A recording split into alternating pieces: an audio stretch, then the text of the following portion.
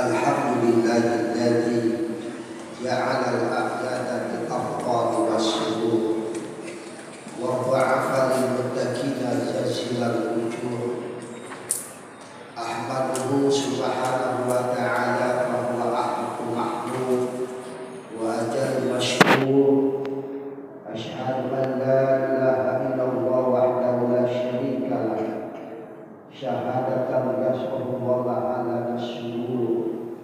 Wa ashhadu anna sayyidana Muhammadan abduhu wa rasuluh alladzi aqama manamal huda ba'da tuthur. Allahumma shalli ala nuril anwar wa sirril asrar wa tihyabil adiyah wa miftahi babil yasar sayyidina Muhammadin mukhtar wal awha wa ashabil akhyar adada bi amillah wa ibtali amma ba'du. Wa ya ayuhan nas ittaqullaha haqqa tuqatih wa la tamutunna illa wa antum muslimun.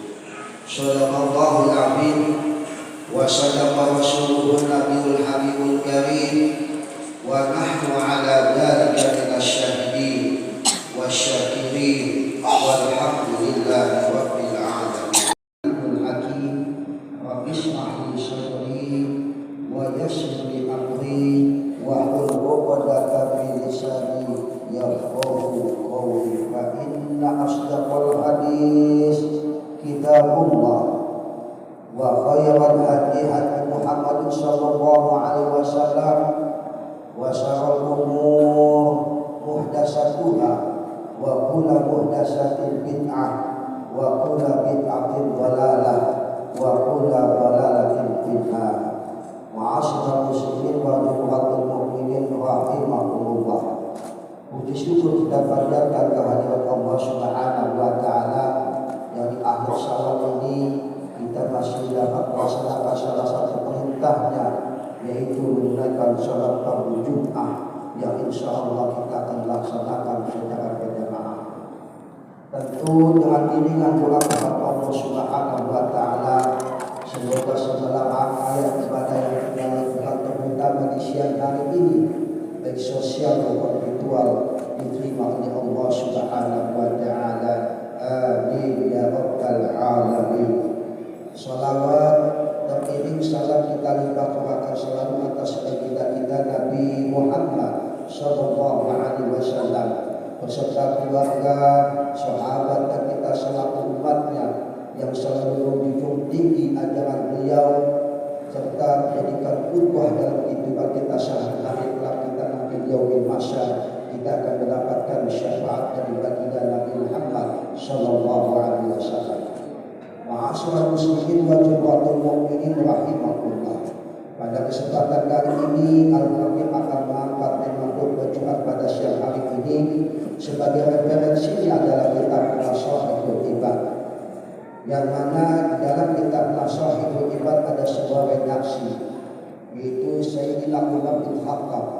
Dia mengatakan bahwasanya Allah Subhanahu wa taala menyembunyikan akan 6 hal di atas 6 hal. Oleh karenanya dalam kesempatan kali ini di akhir syawal ini sebagai bulan peningkatan amaliyah kita, yang sebulan lalu kita melaksanakan bulan Ramadan sebagai bulan pembakaran dosa, mudah-mudahan ibadah yang kita lakukan di bulan Ramadan yang lalu diterima oleh Allah Subhanahu wa taala dan Allah mempertemukan kita kembali di tahun yang akan datang, yaitu Ramadan yang akan datang. Dan begitu pula juga dalam kesempatan kali ini tentu kita bertanya, diterimakah ibadah Ramadan kita? Oleh karena ini sebagai tolak ukur di bulan Syawal ini sebagai bulan peningkatan amalnya kita, diterima atau tidaknya, meningkat atau tidaknya Ramadan kita lihat nanti di setelahnya. Ma'asyiral muslimin wa jamaahul mukminin rahimahullah. Apa saja di antara 6 hal yang mana Allah sembunyikan pada kita semua? Yang pertama, Allah Subhanahu wa taala menyembunyikan akan keridhaannya di dalam ketaatannya. Oleh karena ini seyogyanya dan sepantasnya kita selaku muslim dalam melakukan sebuah ibadah yang mana ibadah ini dikategorikan kepada 3 hal. Yang pertama adalah ibadah badaniyah yang meliputi sholat, ada yang namanya ibadah maliyah, ibadah yang dikerjakan dengan menggunakan harta benda, di antaranya melaksanakan umroh dan haji, dan ada ibadah yang namanya ibadah qalbiyah, ibadah yang dilakukan dengan menggunakan hati kita. Begitu pula juga dengan ibadah-ibadah yang kita lakukan dalam kesempatan kali ini, tentu kita juga berusaha agar mencapai ridho Allah Subhanahu wa Ta'ala dalam melaksanakan ketaatannya. Dalam status dalam ibadah tersebut ada yang namanya ibadah sunnah muakkad, ada yang namanya ibadah ghair muakkad, ada yang namanya ibadah yang namanya ratib, ghair ratib dan lain sebagainya. Dan bahkan ada ibadah yang sifatnya ritual maupun sosial dalam hal ini fardhu pun bagi Ramadan. Tentu dalam kesempatan kali ini agar kita mencapai ridho Allah Subhanahu wa Ta'ala dalam ketaatan, sebagaimana hadis Nabi Muhammad SAW, khairul a'mal aqwamuha, sebaik-baiknya amal adalah ibadah amal yang kita lakukan secara kontinu atau secara terus-menerus. Oleh karena kita tidak tahu ketika kita melakukan ibadah yang tadi Al-Fatih sampaikan, di antara kriteria ibadah tersebut hendaknya kita lakukan secara istiqomah. Mungkin barangkali ibadah sunnah yang kita lakukan secara kontinu, disitulah ridho Allah Subhanahu wa Ta'ala. Mungkin di antara ibadah yang sifatnya sosial kita lakukan secara kontinu, disitulah ridho Allah Subhanahu wa Ta'ala. Oleh karenanya penekanan dalam mencapai ridho Allah Subhanahu wa Ta'ala terhadiri kamar masalah perihal bahwasanya Allah Subhanahu wa Ta'ala menyembunyikan akan keridhoannya. Kita dituntut untuk selalu istiqomah dalam ibadah kepada Allah Subhanahu wa Ta'ala.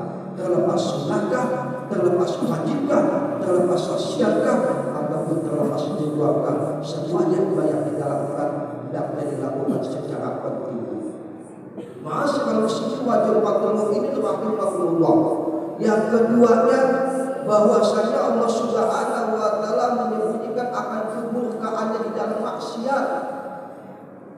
Penekanannya dalam kesempatan kali ini bahwasanya ketika kita melakukan sebuah dosa, ketika kita melakukan sebuah kekhilafan ataupun maksiat ataupun durhaka kepada Allah Subhanahu wa Ta'ala, hendaknya kita selalu bersih.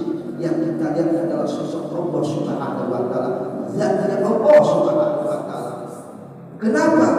Kalau sampai kita melihat zat Allah Subhanahu wa Ta'ala, untuk kedepannya kita tidak akan mengulangi kesalahan, dosa, maksiat yang kita lakukan. Tetapi sebaliknya, apabila kita melakukan dosa, maksiat dan lain sebagainya, kita bisa menjadi sebuah dosa, maka kita akan terulang kembali untuk melakukan maksiat tersebut.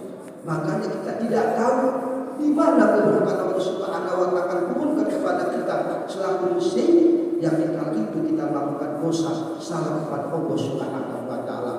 Penanganan yang ma'asyiral muslimin wa jamatul mu'minin, hendaknya kita ketika kita melakukan sebuah maksiat, ketika kita melakukan kesalahan atau meninggalkan sebuah kewajiban, atau kita melakukan hal-hal yang dilarang oleh Allah Subhanahu wa Ta'ala, hendaknya kita lihat Allah Subhanahu wa Ta'ala. Ma'asyiral muslimin wa jamatul mu'minin rahimakumullah. Yang berikutnya bahwasanya Allah Subhanahu wa Ta'ala menyembunyikan yang namanya as-salat al-wusta, ayat qudza, menyembunyikan yang namanya salat wusta. Dan terang di dalam Al-Quran bahwasanya al-ayat yang namanya mufassir menginterpretasikan tentang kata-kata wusta. Ada sebagian ulama menyatakan bahwasanya al-wusta itu adalah salat asar. Ada lagi sebagian ulama yang menyatakan yang disebut dengan salat wusta adalah salat subuh dan lain sebagainya. Kenapa Allah Subhanahu wa Ta'ala menyebutkan yang namanya salat wusta? Salat yang memiliki keutamaan di antara salat 5 waktu. Tujuannya dan tidak bukan agar kita bersemangat di dalam melaksanakan ibadah. Kita tidak pilih-pilih dalam melaksanakan salat 5 waktu. Hanya sebatas subuh saja, hanya sebatas isya saja, karena memiliki keutamaan yang luar biasa di dalam salat subuh. Atau kita hanya sebatas menunaikan salat fardu isya yang begitu pahala yang luar biasa di dalam salat isya.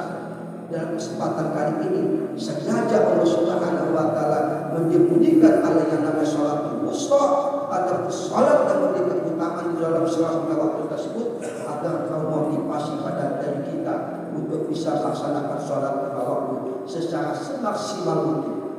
dilaksanakan secara berjamaah dan lain sebagainya. Itu bentuk daripada Allah Subhanahu wa taala menyembunyikan dalam salat al-wusta. Ma'asyiral muslimin wa jamaahul mukminin rahimakumullah. Yang berikutnya apa yang disampaikan oleh Sayyidina Umar bin Khattab di dalam kitab As-Sahih Ibad, bahwasanya Allah Subhanahu wa taala menyembunyikan yang namanya malam Lailatul Qadar di antara malam-malam berikutnya. Entah di malam 21 kah, 23, 27 dan lain sebagainya. Kenapa Allah Subhanahu wa taala menyembunyikan hal tersebut yang disebut dengan Lailatul Qadar? Agar kita bersemangat untuk melaksanakan 10 terakhir bulan Ramadan, yang sebuah penekanan dari baginda kita Nabi Muhammad SAW, bahwasanya baginda kita Nabi Muhammad SAW di akhir 10 Ramadan lebih memfokuskan diri untuk beribadah kepada Allah Subhanahu wa taala, sekaligus menanti akan yang namanya Lailatul Qadar. Begitu pula juga Allah Subhanahu wa taala menyembunyikan tentang turunnya Lailatul Qadar tersebut. Entah itu bisa terjadi di dalam 17 kah, 19 kah, dan 21 dan sebagainya. Yang semata-mata Allah Subhanahu wa taala menyembahkan tersebut agar kita termotivasi, ya, semangat untuk melaksanakan menghidupkan 10 terakhir bulan Ramadan tersebut. Ma'asyiral muslimin wa jamaahul mukminin rahimakumullah. Yang berikutnya di antara hal yang Allah Subhanahu wa taala sebutkan di atas 6 hal, bahwasanya Allah Subhanahu wa taala menyembunyikan akan yang namanya kematian di dalam tubuh manusia. Kita selalu percaya alladzina yu'minuna bil ghaib. Orang-orang yang beriman adalah percaya yang namanya hal gaib. Yang namanya kematian adalah merupakan sosok yang gaib yang kita tidak tahu dalam situasi kondisi posisi seperti apa yang namanya kematian itu akan datang. Oleh karena baginda kita Nabi Muhammad SAW memberikan kepada orang yang selalu akan mengingat mati, diberikan predikat sebagai orang yang akhyas, orang yang cerdas. Orang cerdas apa? Orang yang mempersiapkan diri dengan amaliyah untuk berjumpa kepada Allah Subhanahu wa taala dalam sebuah kematian. Jadi dalam kesempatan kali ini, dengan dirahasiakannya, dengan disembunyikannya yang kematian terhadap diri kita semua, hendaknya kita hati-hati dalam menjalankan sebuah kehidupan. Dan hendaknya kita mempersiapkan diri dengan amaliyah. Karena bahwasanya Allah Subhanahu wa taala mematikan kita dalam sebuah kebiasaan kita, di mana kita terbiasa membaca Al-Quran. Insya Allah Allah mematikan kita dalam keadaan membaca Al-Quran. Kebiasaan kita dengan selalu berhadir majlis taklim, insya Allah Allah mematikan kita dalam hadir ke sebuah majlis taklim. Dan di dalam kebiasaan akhir kita yang selalu dalam hal ini menghidupkan sunnah baginda kita Nabi Muhammad SAW, insya Allah Allah Subhanahu wa taala mematikan kita dalam keadaan menghidupkan sunnah baginda kita Nabi Muhammad SAW. Dan sebagai tolak ukur bahwasanya kematian kita, akhir hidup kita dalam keadaan husnul khotimah dan su'ul khotimah, hendaknya kita membiasakan seusai kita melaksanakan sholat 5 waktu itu dengan membaca ayat kursi. Insya Allah apabila kita dawamkan, kita akan dimatikan oleh Allah Subhanahu wa taala dalam keadaan husnul khatimah. Amin ya rabbal alamin. Ma'asyiral muslimin wa jamaahul mukminin rahimakumullah. Oleh karenanya yang terakhir berkata sebuah perkataan Umar bin Khattab, bahwasanya Allah Subhanahu wa taala menyembunyikan akan 6 hal di atas hal yang berikutnya, bahwasanya Allah Subhanahu wa taala menyembunyikan seorang kekasih Allah di antara manusia. Sebagai pelajaran buat kita, kenapa Allah Subhanahu wa taala menyembunyikan para kekasih di antara manusia? Agar kita dalam mubasyarah berinteraksi sosial sesama masyarakat, sesama jemaah, sesama warga, sesama rakyat dan lain sebagainya, seyogyanya kita tidak mengecilkan ataupun membina seseorang, karena bisa jadi orang yang kita hina, bisa jadi orang yang kita kecilkan, yang kita remehkan adalah sosok kasih Allah Subhanahu wa taala. Ini sebuah pelajaran buat kita. Terlepas apapun status daripada orang tersebut, terlepas pendidik apapun yang dimiliki orang tersebut, kita tidak boleh mengecilkan, meremehkan orang tersebut. Bisa jadi amalnya lebih tinggi, lebih banyak daripada kita, Dan mohon maaf sekali yang terjadi di masyarakat kita selaku muslim, dikala kita berjumpa kepada orang yang tidak ibadah, timbullah perasaan sujud kita kepada orang tersebut. Tapi mohon maaf, bahasa muslim wajib mukminin. Kalau misalkan ada orang seperti itu menilai orang yang belum sholat, kemudian orang tersebut dicap sebagai orang yang tidak baik, keimanannya masih standar, belum bisa mendalami yang namanya ilmu hakikat. Kita bisa lihat di dalam kitab Al-Hikam buah karya Ibnu Athaillah dalam hal ini, bahwa saja kita ketika memandang seseorang di bawah kita, maka dalam hal ini kalau masalah urusan duniawi kita hendaknya memandang kepada orang di bawah kita. Tetapi kalau misalnya urusan ibadah, hendaknya kita melihat kepada orang yang lebih banyak ibadah ketimbang kita. Itu ucapan Ibnu Athaillah di dalam kitab Al-Hikam. Kenapa? Supaya kita timbul dalam menjalankan sebuah kehidupan ini yang ada hanya sebatas husnuzon, baik sangka kepada seseorang. Terlepas siapa orangnya, status jaga, ekonominya, pendidikannya dan lain sebagainya. Supaya kita selamat. Kalau misalkan kita hanya sebatas menilai seseorang dari sudut yang kita peroleh adalah dosa yang dosa. Tetapi sebaliknya ma'asyiral muslimin wa jumlatul mu'minin rahimahullah. Kali pertama, jika kita memandang seseorang yang kita kedepankan adalah husnuzon, maka dua pahala yang kita peroleh. Benar dapat dua pahala, salah kita dapat satu pahala.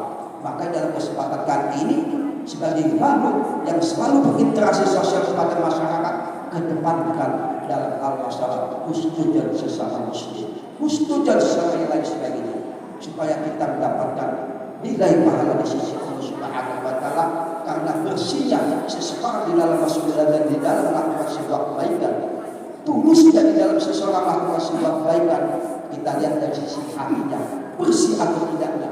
Bersihnya hati seseorang dengan menilai seseorang dengan husnuzon atau baik sangka kepada seseorang. Demikian yang bisa saya sampaikan dalam kesempatan kali ini. Mudah-mudahan dengan 6 hal yang Allah sebutkan tersebut, Allah Subhanahu wa taala memberikan hidayah keistiqomah dalam beribadah kepada Allah Subhanahu wa taala. A'udzu billahi minasyaitonir rajim.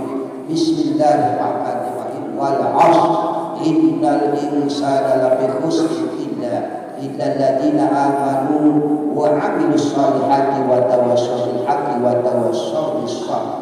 Barakallahu li wa lakum bil Qur'anil 'azim wa nafa'ani bima fihi minal ayati wa dzikril hakim wa taqabbalallahu minna wa minkum tilawatahu innahu huwas samiul 'alim. Aqulu qawli hadza wa astaghfirullahal 'azim li wa lakum wa li sa'iril muslimina wal muslimat fastaghfiruhu